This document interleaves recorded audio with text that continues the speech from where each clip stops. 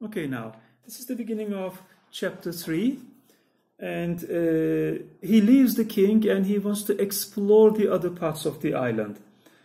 And he gives us a detailed landscape description of the island, detailed description of the environment of the island and the minerals and the rocks and the stones of the island, which is one of the characteristics of colonial writing, although Gulliver's Travels is not an example of colonial writing.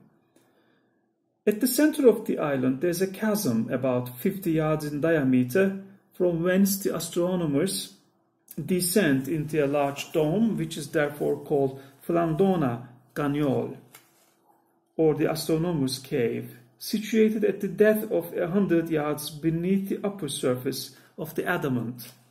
So he tells us how the island is moved. Okay, how the island is moved.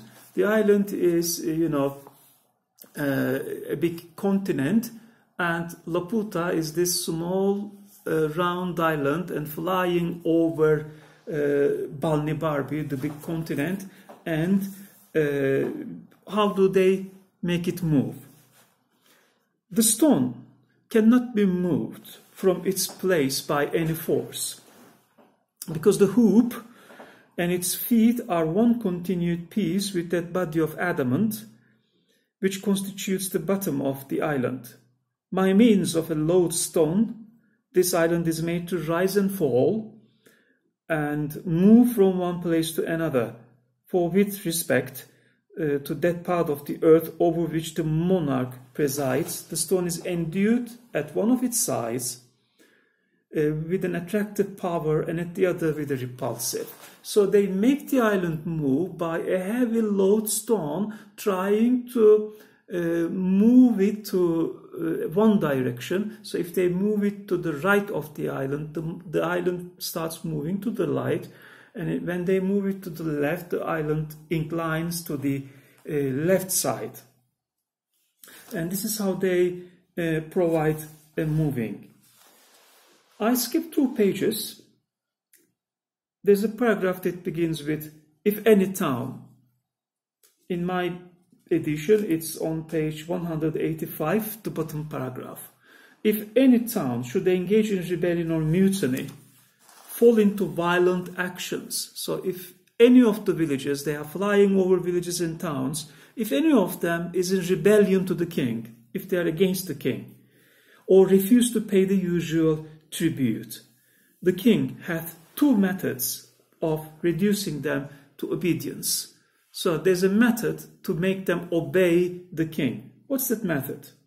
The first and the mildest course is keeping the island hovering over such a town and the lands about it, whereby he can deprive them of the benefit of the sun and the rain, and consequently afflict the inhabitants with dearth and diseases.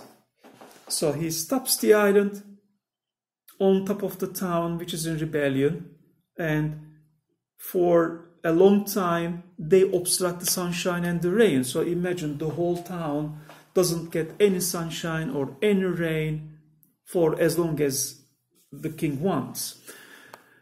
So this creates, unproductivity. This creates diseases, illnesses in the country. So if they still rebel, okay, if there's still rebellion in the town, they are the same time pelted from above with great stones. So if they are still in rebellion, they throw down great stones on top of the island.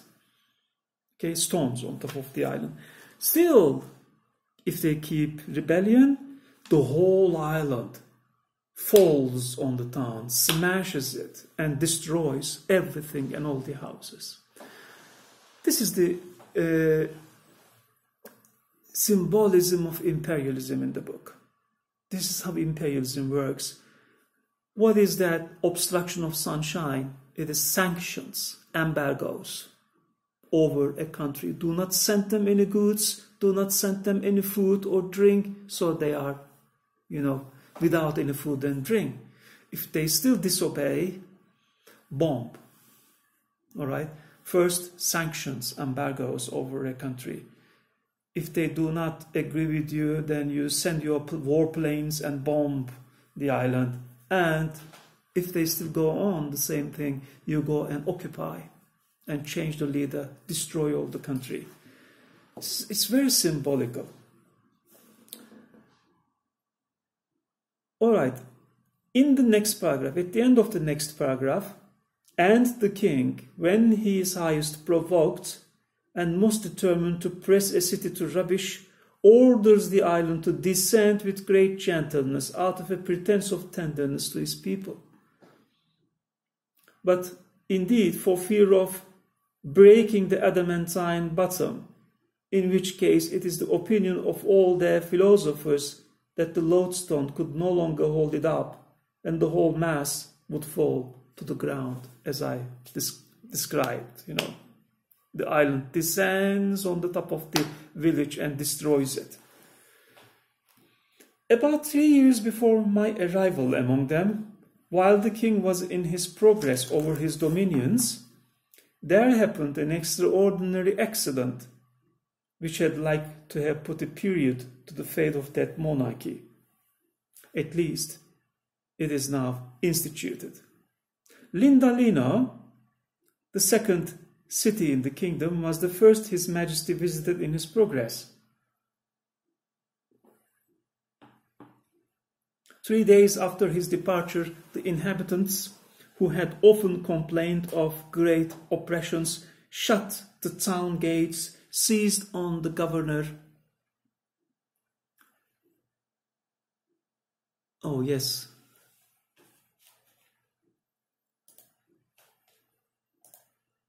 Now I'm recording. Thank you.